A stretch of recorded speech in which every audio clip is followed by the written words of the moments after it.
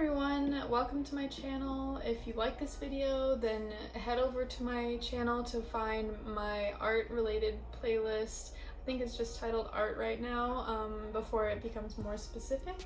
But if you click on this video, then I think you'll like my other videos because I am interested in creating art that is a bit more sustainable than would maybe be considered mainstream art. I like to make art out of materials that I already have, or out of natural materials, or materials that grow on my body, like a paintbrush could be made from, as you saw from the title, from the hair in your hairbrush. So yeah, so I'll show you really quick. This is the paintbrush that I will be making in this video. I'm obviously recording this after I already made the paintbrush because this is the one that I'll be showing you how I made. So the handle here is made out of like a plumbing pipe. It's a pretty rigid but somewhat flexible plastic. And then obviously the hair is made from my own hair, which as you can see is just a straight, somewhat thin hair. And anyway, I'll show you how it's made, but yeah, I guess that's it. Let's get into it. I know I don't clean out my brush because I feel like I could do something with it. So anyway, let's see if I can just do this. All right. It's so much hair.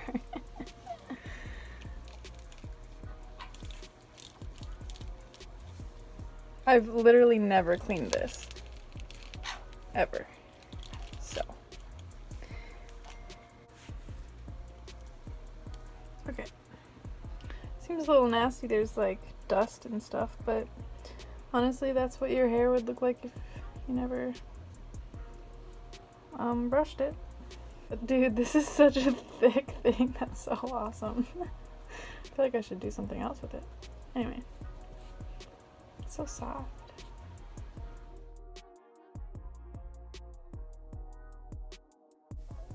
So what I'm doing here is I'm cutting the ends off of the, I'm gonna call it a hair mat because it's a bunch of matted hair, which I tied in the middle to, I guess, sort of like hold it in place. So what I'm doing is I cut it so I have more ends to work with, but as you'll see, which was expected, that as I brush some of the hair out, there are loops, which makes sense because, you know, you're not brushing, the hair doesn't just stay in one direction. So I have to cut some of the loops just to make it so I have ends. I'm just using a simple, what do you call it? Push pin. Yeah, I'm just using a normal push pin, and I'm trying my best to not pull the hair through from the other side of the knot, but I am pulling some through, and as you can see, it's not as tight as it once was, but that's okay because I'm going to tie another knot before we finish up. And I also want to talk about the importance of artists to consider the materials that they work with. I think that having creativity, which all artists do, we have this amazing ability to work with almost any material. So why not put a big deal of consideration into what your materials are made of? Where do they come from? How are they supposed to be used? Were they utilized for their intended use already and now they can be moved on? Yeah, so I guess that's what I want everyone to consider, and that's one question that I ask myself very often in my own works. And with that considered, I composted the remainder of the hair that didn't go into this paintbrush. And this isn't exactly a tutorial because this part, if you saw, I'm working with hot glue right now and I'm putting it almost immediately right onto my fingers. So I'm gonna claim that this isn't a tutorial because I don't really think that you should do this. You know, that's up to your own discretion. It did hurt my fingers, but you know, I'm pretty tough, and I guess I didn't really care, and I wasn't really sure how else to do it, and this was, you know, I was anxious to get it finished. I wanted to paint with it like immediately, so I just pretty much the only glue I had anyway was hot glue, so I just used what I had. And then you'll see here I am grabbing some more embroidery floss and I'm just wrapping it around the end that's gonna go into the plastic tubing. And that's because I want it to be smooth going in, but also because I'm just trying to make the diameter of the hair a bit bigger so it fits really snugly into the pipe. I don't know if I should call it a pipe, but anyway, here you can see it fits perfectly. So here I'm done and I just cut the end and I glued it. And then now I'm going to glue the inside of the pipe. And I put quite a bit of glue in there, but I had to work really quickly. But I put a lot in there because I wanted the glue to be touching the entirety of the little nub. And that's just to make it, like, you know, stronger.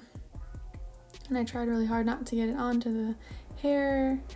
Oh, and here you can see that I'm not really sure how long I should cut this. I ended up going with quite a long paintbrush just because I thought it might be more versatile this way, but you can see later that I actually did cut it. So I'll just leave you now to watch the quick time lapse of what I painted with it. I don't have a lot of experience with painting because I'm a sculptor. But anyway, yeah, enjoy this time lapse and then I'll see you again at the end.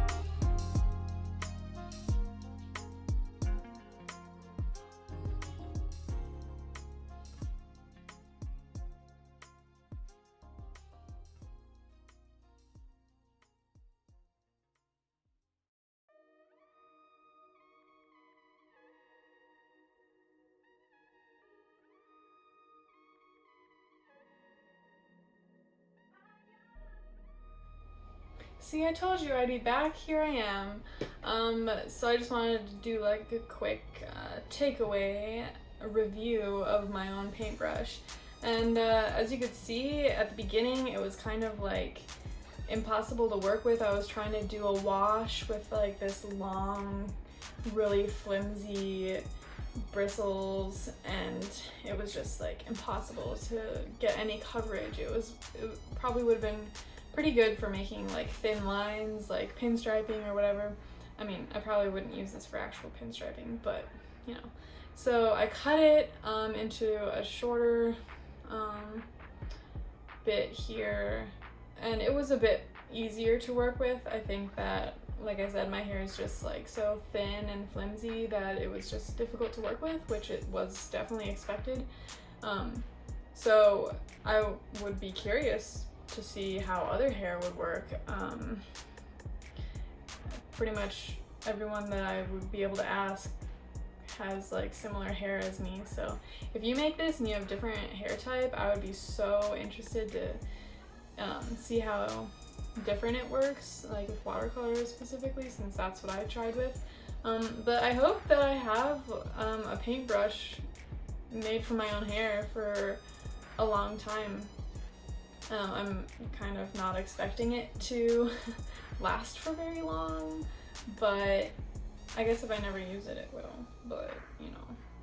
Anyway, I have this cool paintbrush now, so, you know, I hope that I inspired you to consider not only what your materials slash mediums are made out of, but also where your tools come from, and if you are, you know, getting the most out of the things around you. You know what I mean? So anyway, like I said, I have other art videos on my YouTube channel that you can check out, and I hope to be having a ton more soon, and maybe like more crafty stuff like this that everyone can do at home, especially during COVID-19 pandemic. We're all kind of, you know, at home, bored, looking for creative things to do, so I hope this helped you with that. And I hope you have a good rest of your day, etc., etc., a good rest of your year, a good, you know, hope you're staying safe, things like that. Everything, good wishes. So, anyway, bye!